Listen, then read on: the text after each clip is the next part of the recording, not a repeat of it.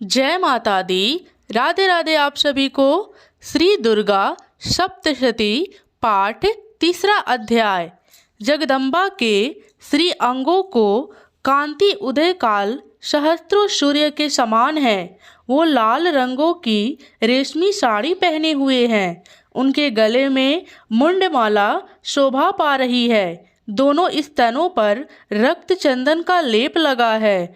वो अपने कर कमलों में जप मालिका विद्या और अभय तथा वर नामक मुद्राएं धारण किए हुए हैं। 3 नेत्रों से सुशोभित मुखारिविंद की बड़ी शोभा हो रही है। उनके मस्तक पर चंद्रमा के साथ ही रत्नमय मुकुट बांधा है तथा वे कमल के आसन पर विराजमान हैं। ऐसी देवी को मैं भक्तिपूर्वक प्रणाम करती हूँ। ऋषि कहते हैं, दैत्यों की सेना को इस प्रकार तहस नहस होते देख महादैत्य सेनापति चिछुर क्रोध में भरकर अंबिका देवी से युद्ध करने के लिए आगे बढ़ा। वह असुर रणभूमि में देवी के ऊपर इस प्रकार बाणों की वर्षा करने लगा जैसे बादल मेरुगिरी के शिखर पर पानी की धारा बरसा रहा हो।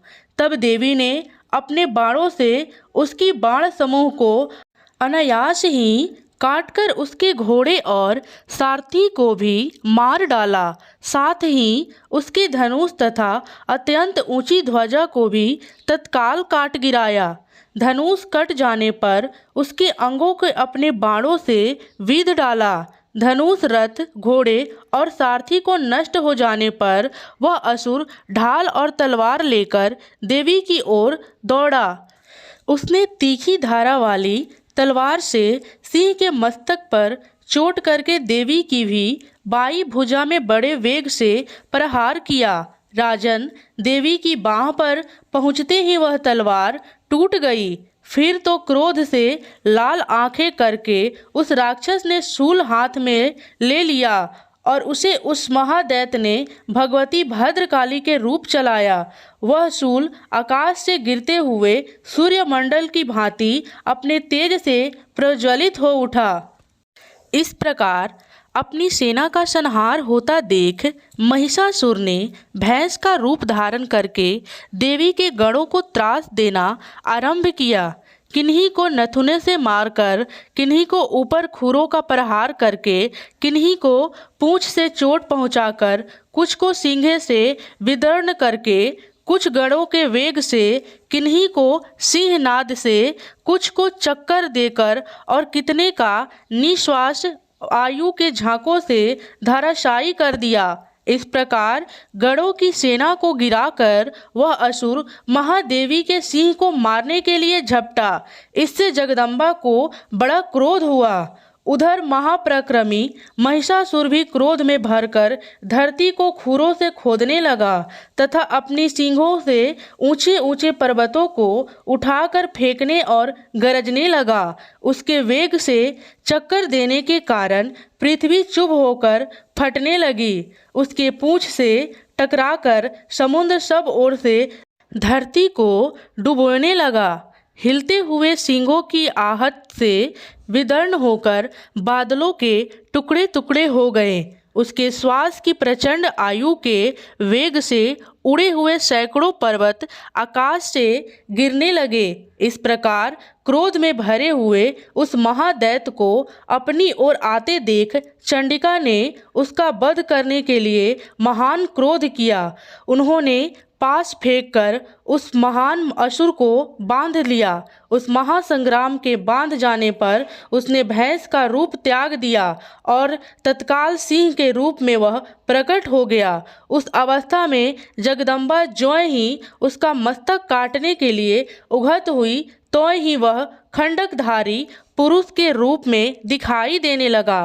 तब देवी ने तुरंत ही बाणों की वर्षा करके ढाल और तलवार के साथ उस पुरुष को भी बांध डाली।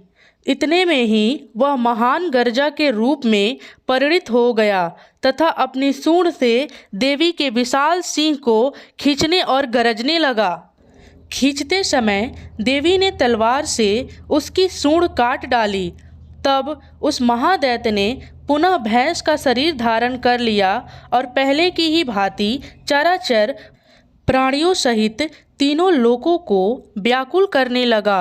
तब क्रोध में भरी हुई जगन माता चंडिका का बारंबार उत्तम मधु पान करने और लाल आंखें करके हंसने लगी। उधर वह बल और पराक्रम के मद से उन्मत्त हुआ राक्षस गरजने लगा और अपने सींगों से चंडी के ऊपर पर्वतों को फेंकने लगा। उस समय देवी अपने बाणों के समूहों से उसके फेंके हुए पर्वत को चूर्ण करती हुई बोली। बोलते समय उनका मुख मधु से मद से लाल हो रहा था और बारी लड़खड़ा रही थी।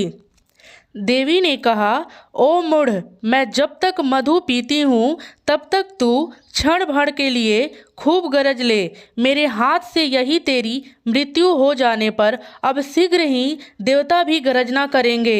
ऋषि कहते हैं, यूँ कहकर देवी उछली और उस महादैत्य के ऊपर चढ़ गईं। फिर अपने पैरों से उसे दबाकर उन्हें शूल से उसके कंठ में आघात किया।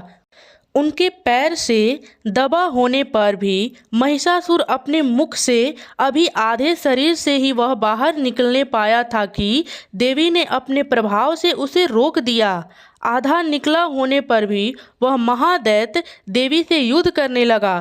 तब देवी ने बहुत बड़ी तलवार से उसका मस्तक काट गिराया। फिर तो हाहाकार करती हुई दैत्यों की सारी सेना भाग गई तथा संपूर्ण देवता अत्यंत प्रसन्न हो गए। देवताओं दिव्य महर्षि के साथ दुर्गा देवी का स्तवन किया।